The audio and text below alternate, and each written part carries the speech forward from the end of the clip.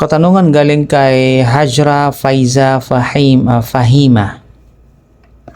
Sabi niya, Assalamualaikum warahmatullahi wabarakatuh. Sheikh, may katanungan po ako. Totoo po ba na hindi tinatanggap ang sala sa loob ng 40 days kapag ang isang tao ay nakipagtransaksyon o nangutang na may kasamang riba?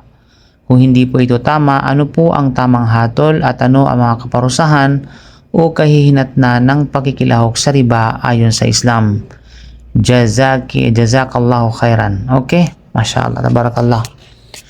So bismillah wa salatu wassalamu ala rasulillah wa ala alihi wa sahbihi ajmain, amma ba'd.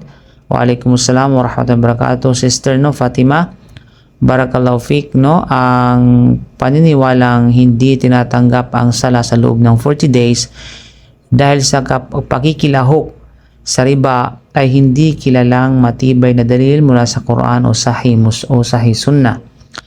Ang kilalang hadith tungkol sa hindi pagtanggap ng sala sa loob ng 40 days ay nabanggit sa usapin ng pag-inom ng alak, hindi sa riba.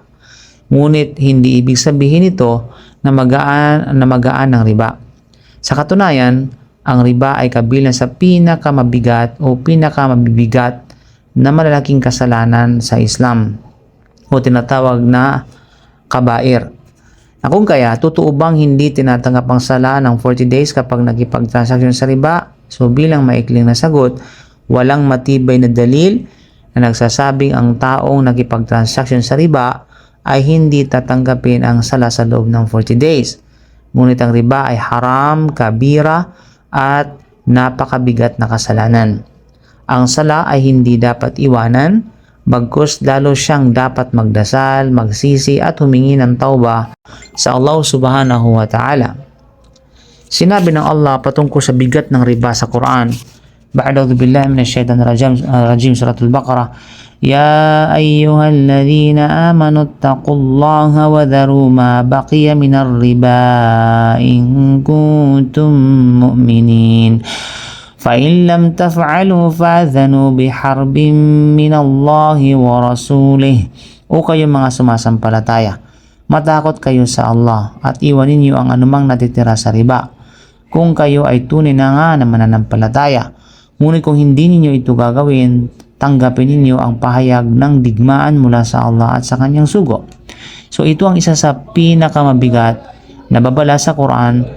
Wala halos ibang kasalanan na binanggit dito na may pahayag ng digmaan mula sa Allah at sa kanyang sugo maliban sa riba. At gayon din sa hadith, mayroong babala sa mga kumakain ng riba.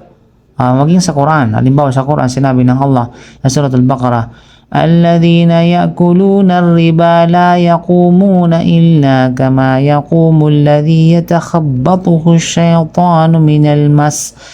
Yaong mga kumakain ng riba ay hindi tatayo maliban gaya ng pagtayo ng taong sinaniban o nilito ni syaitan dahil sa pagkabaliw. So ipinapakita nito ang bigat at kahihiyan ng riba sa araw ng pagkabuhay. Sino-sino ang sangkot sa kasalanan ng riba? Sinabi ng Propeta sallam, La'ana Rasulullah sallallahu alaihi wasallam akila riba wa mukila wa katiba wa shahiday wa qalahum sawa, rawahu Muslim. Isinumpa ng sugo ng Allah ang kumakain ng riba, ang nagpapakain nito, ang nagsusulat nito at ang dalawang saksi nito. At sinabi niya sila ay magkakapantay at magkakaparehas. Ibig sabihin, hindi lamang ang tumatanggap ng tubo ang may kasalanan. Kasama rin ang nagbibigay, nagsusulat at tumutulong sa kontrata ng riba kung sila ay kusang nagkikilahok dito. So hindi ba tinatanggap ang sala niya? So dapat paghiwalayin ang dalawang bagay. Okay, yung bisa ng sala, at saka yung ganap na pagtanggap at gantimpala.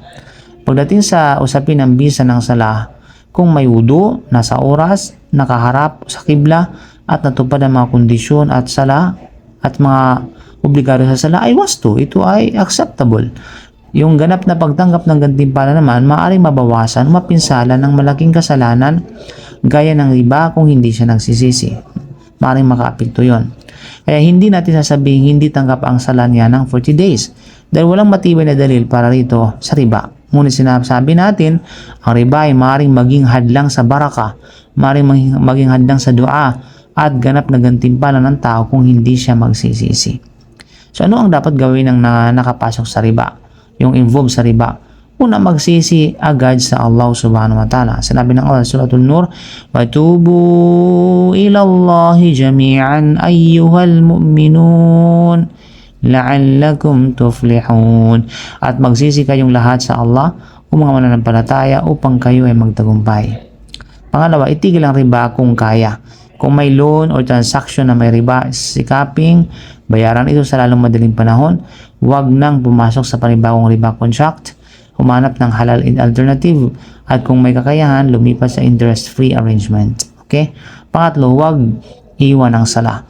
Ang maling tugon sa kasalanan ay ang iwan ng sala. No?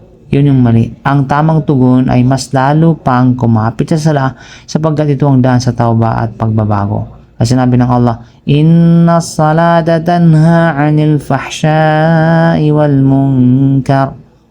Suratul Ankabut, no? Tunay na ang sala ay pumipigil sa kahalaya at kasamaan. You know? So bilang buod, totoo bang hindi tanggap ang sala ng 40 days? Dahil sa riba, ang sagot ay walang matibay na dalil para rito. Haram ba ang riba? Oo, malaking kasalanan. May bigat bang kaparusahan? Oo, binabalaan ng Quran ang digmaan mula sa Allah at sa kanyang sugo. Kasama ba sa kasalanan ang nangutang na may interest? Oo, kung kusang pumasok at walang lehitimong matinding pangangailangan. Ano ang dapat gawin? Tauba, itigil ang riba, bayaran kung kaya at huwag iwan ang sala. So ang riba, kapatid, sister, ay hindi maliliit na kasalanan.